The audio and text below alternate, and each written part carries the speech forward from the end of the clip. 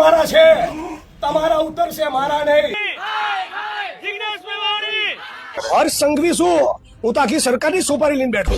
મિત્રો, જિગ્નેશ મેવાણીએ એવું કીધું કે પટ્ટા તમારા છે, તમારા ઉતરશે. તો આ મહિલાઓ એમના વિશે શું કહી રહી છે સાંભળો. જિગ્નેશ મેવાણીને શા માટે એવું કહેવું પડે કે પટ્ટા ટોપી ઉતારો ને વર્દી ઉતરાવો? શા માટે? બધા પોલીસ વાળા ધ્યાન રાખી લેજો, પટ્ટા તમારા છે, તમારા ઉતરશે, મારા નહીં. એની શું ઓકાત છે પટ્ટા ટોપી ઉતરાવવાની? કોઈ એને પટ્ટા ટોપી પહેરાવી છે? જિગ્નેશ મેવાણી, જિગ્નેશ મેવાણી. જિગ્નેશ મેવાણીને શા માટે એવું કહેવું પડે કે પટ્ટા ટોપી ઉતારો ને વર્દી ઉતરાવો? શા માટે? અમે એવું કહેવા માંગીએ છીએ કે જિગ્નેશ મેવાણીને કડી કડી સજા અપાવો. મેવાણી આવીને આટલી બધી ધમકીઓ આપી જાય છે કે અમે પોલીસની પટ્ટી ટોપી ઉતરાવી દેશું.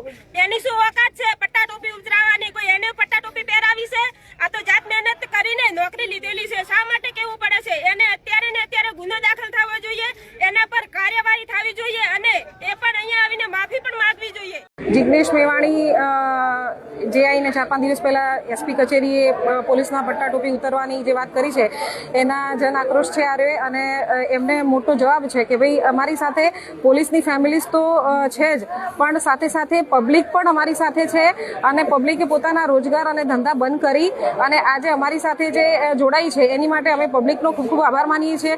અને બીજું કે જિગ્નેશભાઈ મેવાણીનામાં કદાચ એજ્યુકેશન બહુ જ હશે પણ એમનામાં સંસ્કારો કદાચ એની ખરેખર બહુ ઉણપ છે અને એમને અસભ્ય વર્તન શોભતું નથી એક એમએલએ તરીકેનું. અને રહી વાત પટ્ટા ટોપી ઉતારવાની, તો પટ્ટા ટોપી ઉતારવાની તો કદાચ કોઈની તાકાત નથી. અમે અમારી મહેનતથી, ચાહે કોન્સ્ટેબલ હોય કે પછી આઈપીએસ સુધીની સફર હોય ને, એ બધા લોકો બહુ જ રાત દિવસની મહેનત કરી અને શું કહેવાય પટ્ટા ટોપીને અમે હાસિલ કરતા હોઈએ છીએ. તો એમ તો કોઈ પટ્ટા ટોપી ઉતારી શકે એવી કોઈની તાકાત નથી. અને આ અસભ્ય વર્તન માટે આખા પોલીસ પરિવારનો આક્રોશ જિગ્નેશ ભાઈ મેવાણી ઉપર છે. સાથે સાથે પબ્લિકે અમને ખૂબ સપોર્ટ કર્યો છે.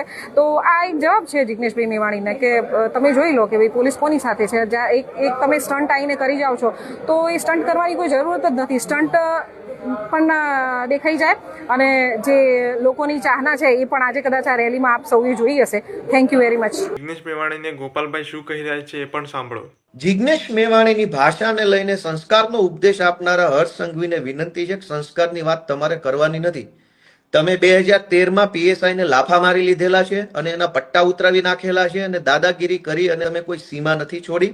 પીઆઈઓની બદલી કરાવી નાખેલી છે, તપાસ બોગસ કરાવડાવી છે અને તમે નિર્દોષ છૂટી જાવ એવા તમામ ષડયંત્રો પોલીસને અને અધિકારીને હાથો બનાવી કરી ચૂક્યા છો. સંસ્કારની વાત તો બિલકુલ કરવી જ નહીં. બીજું કે તમે સરકારી સિવિલ હોસ્પિટલમાં જઈ અને સરકારી માણસોને ટાંટિયા તોડી નાખવાની ધમકી આપી ચૂક્યા છો. તો સંસ્કારની વાત કરનાર હર્ષ સંઘવીને એટલું જ પૂછવાનું છે, પટ્ટા ઉતારી નાખીશ એ સરકારી પ્રક્રિયા છે.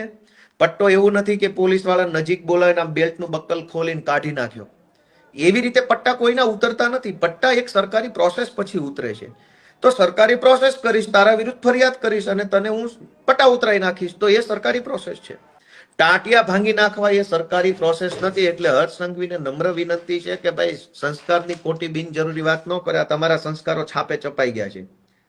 અને જ્યારે તમે સરકારી નોકરીમાં જોડાયા છો તો એક વસ્તુની તૈયારી આજથી જ કરી લેજો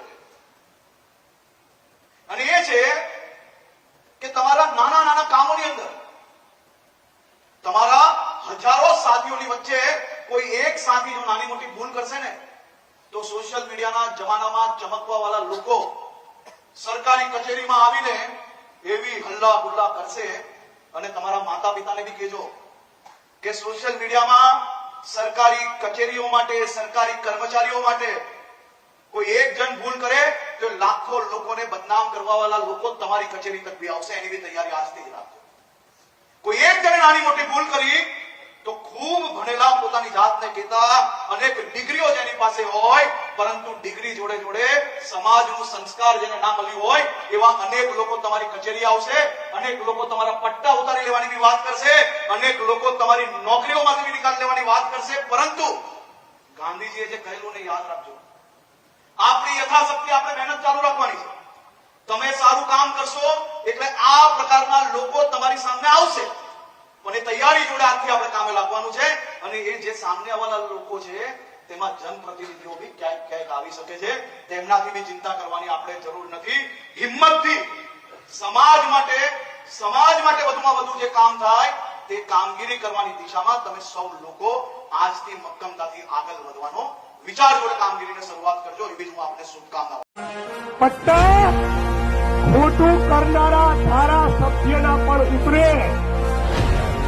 કાયદાનું કુંડાળું તોડે તો વડગામના ધારાસભ્યના પણ પટ્ટા ઉતરે અને હર્ષભાઈ સંઘવીના પણ ઉતરે. મારી વાત બહુ સ્પષ્ટ છે, ખોટું કરવું નહીં અને કોઈના પાપથી કરવું નહીં.